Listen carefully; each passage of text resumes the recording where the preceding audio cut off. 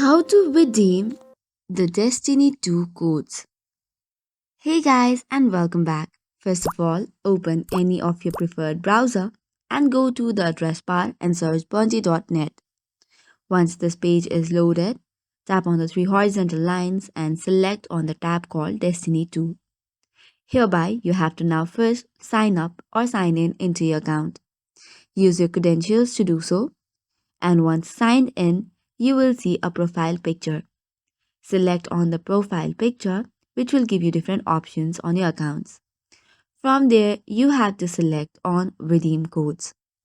Now that the next page is open, you have to enter your 9-digit code you have and click on redeem button. And just by that, you have your LBM code and you have redeemed it for the Destiny 2. That is all for today's video. For more such contents, do not forget to hit the like and subscribe button. Thank you and keep watching.